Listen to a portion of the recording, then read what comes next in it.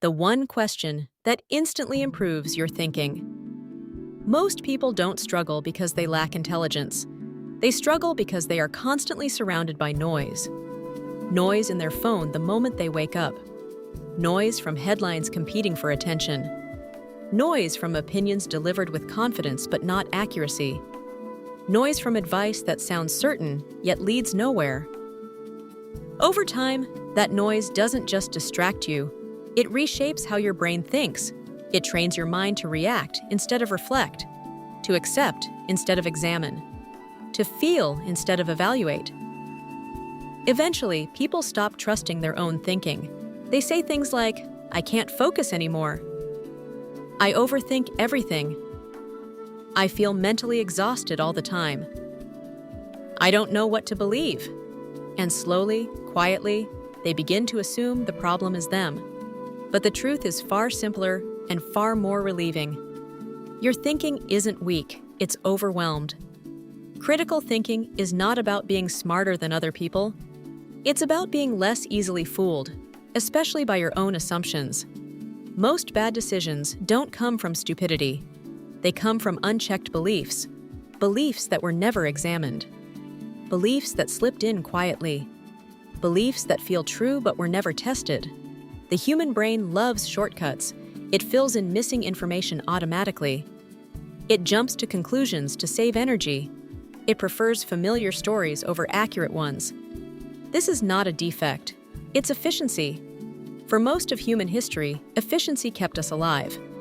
But in a modern world filled with manipulation, efficiency creates blind spots that cost time, blind spots that cost money, blind spots that cost peace of mind, blind spots that quietly shape your life. So what actually improves thinking? Not memorizing logic terms, not winning arguments, not watching smarter people explain things, not consuming endless information. What improves thinking is using one simple mental tool repeatedly, quietly, consistently. Works on headlines, beliefs, emotions, works on headlines, beliefs, emotions, fears, excitement, and even your own self-talk. Here it is. What would have to be true for this to make sense? That question does something extraordinary. It inserts space where reaction usually lives. It interrupts emotional certainty. It forces structure into vague thinking. Instead of asking, "Is this right or wrong?" You ask, "What assumptions does this depend on?" That shift changes how your brain operates. Because critical thinkers don't argue first, they inspect first. They look at the foundation of an idea before reacting to the surface. They quietly ask questions most people skip. What's being assumed here? What's missing from this picture? What's being exaggerated? What's being ignored? This turns confusion into clarity. Let's make this real. Imagine you see a headline that says, "This one habit will change your life." Most people react instantly. Some feel excited and hopeful. Some feel skeptical and annoyed. Some feel pressured and inadequate. But nearly everyone reacts emotionally. A critical thinker does something different. They pause and ask, what would have to be true for that claim to make sense? For that habit to truly change a life, it would need to work for most people. It would need to outweigh dozens of other factors like environment, timing, health, and support. It would need to work across different personalities and circumstances.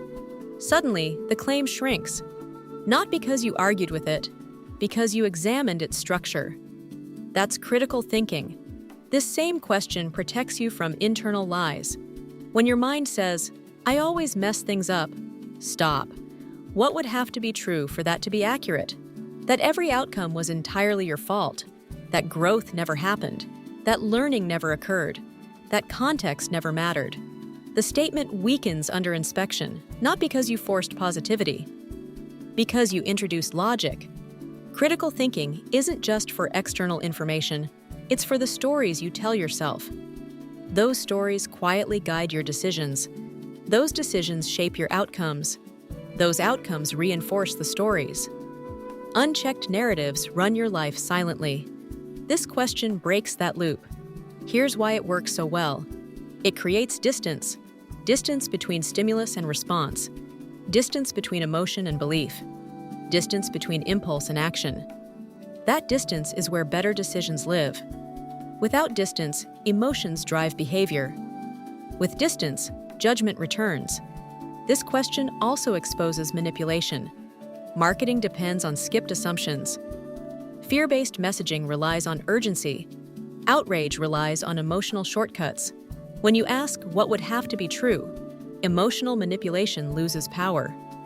The illusion collapses. Not everything survives inspection. This doesn't make you cynical, it makes you selective. Not every idea deserves belief. Not every opinion deserves attention. Not every reaction deserves action. Critical thinking is choosing where your mental energy goes. Here's something important. You don't need to ask this question constantly, only when something triggers you. Strong emotion is a signal. It's your mind saying, pause here. That's where thinking matters most. Over time, something remarkable happens. Your brain begins to slow down automatically.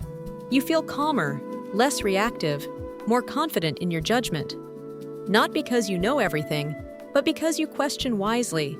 Critical thinking doesn't make you smarter overnight. It makes you harder to mislead. And in today's world, that is a genuine superpower. Most people drown in information. Critical thinkers navigate it. They don't chase certainty. They don't panic at complexity. They don't need to win arguments. They need clarity. This question also transforms decision-making.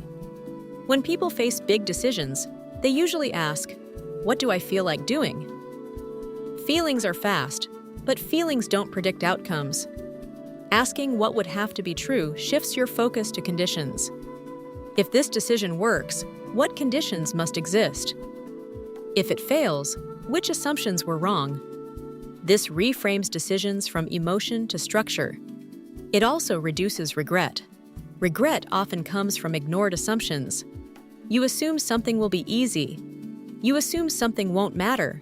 You assume you'll figure it out later. Later arrives. Reality appears. This question reveals hidden costs early. It improves conversations too.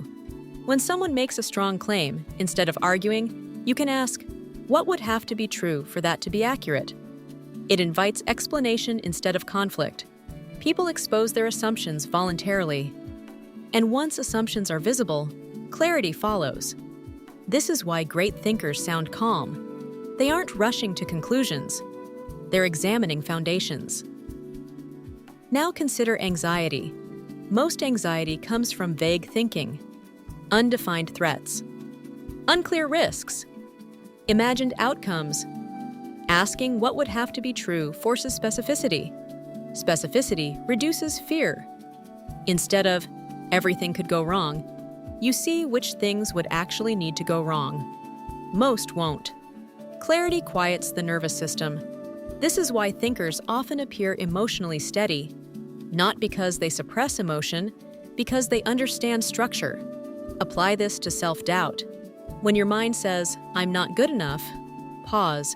What would have to be true for that to be accurate? Compared to whom? In which situation? According to what standard? The thought dissolves, not into arrogance, into realism. Realism is grounding. This question also improves learning. Instead of memorizing facts, you evaluate frameworks. For an idea to be true, what conditions must exist? This turns passive consumption into active thinking. Active thinking sticks. Passive consumption fades. Over time, your brain rewires.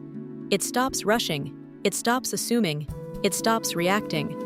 Not because you forced discipline, because you installed a better default. The best part is this: you don't need high intelligence to use this question. You need patience, and patience grows with practice. Every time you ask it, you strengthen a mental habit.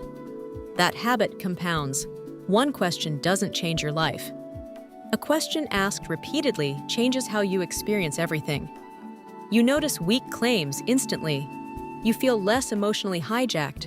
You trust your judgment more. Not because you know more, because you think better. Critical thinking isn't loud. It doesn't announce itself. It shows up as calm decisions, clear priorities, fewer regrets. In a world obsessed with speed, thinking well is rare.